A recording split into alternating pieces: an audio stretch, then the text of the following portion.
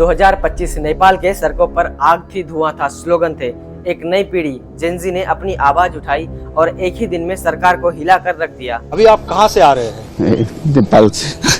क्या स्थिति है दादा नेपाल? बहुत खराब है उधर। गोली आ गई होगी सब जलाने में।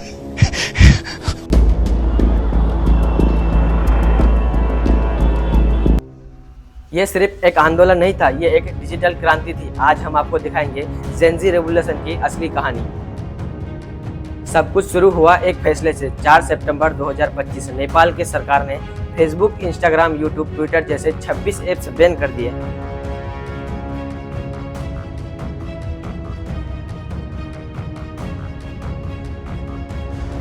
नेपाल के सरकार का कहना था कि कंपनीज नेपाल में रजिस्टर नहीं है, लेकिन यूथ ने इसे सेंसरशिप माना।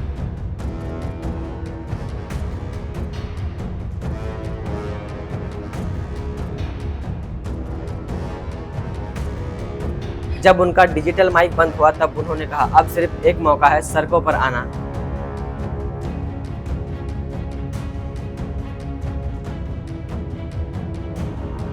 सालों से नेपोकाइट सियासत में आते रहे। एजुकेटेड यूथ को न जॉब मिली न clean politics.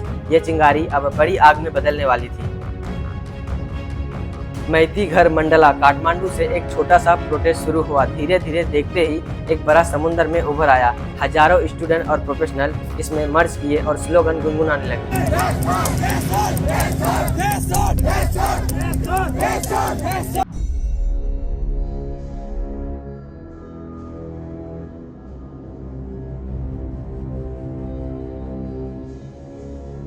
Shut down corporation, not social media, we want justice. और लोगों ने इसे नाम दिया जेनजी रेवोल्यूशन।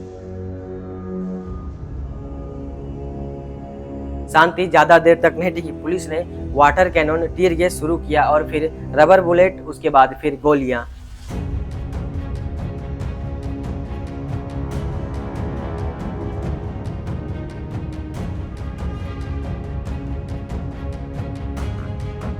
सिर्फ एक दिन में 19 लोग मारे गए, 400 से ज्यादा घायल हुए। ये नेपाल रिसेंट इतिहास का सबसे खूनी क्रैकडाउन था। गुस्सा हद से बढ़ गया। प्रोटेस्टर ने पार्लियामेंट, गवर्नमेंट बिल्डिंग और होटल्स जला दिया।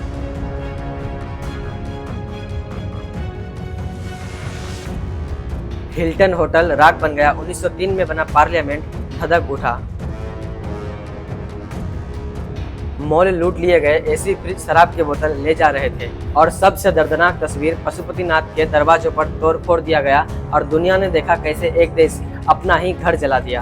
हम पशुपतिनाथ के दर्शन करने जा रहे थे नेपाल। माहौल खराब होने की वजह से नहीं जा पाए, प्लेन से नीचे उतर गए। ये आग पीएम केपी शर्मा ओली तक पहुंची और उन्होंने अपना पद छोड़ दिया।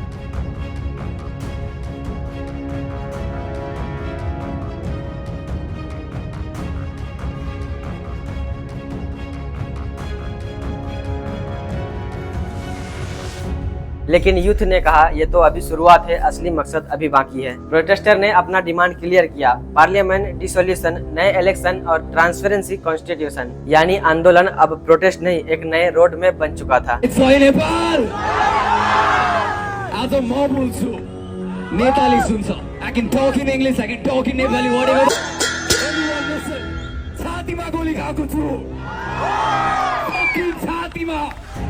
लॉ एंड ऑर्डर टूट चुका था। आर्मी डिप्लो की गई और कर्फ्यू लग गया। जेल्स पर हमला हुआ और 3000 से ज्यादा प्रिजनर्स भाग निकले।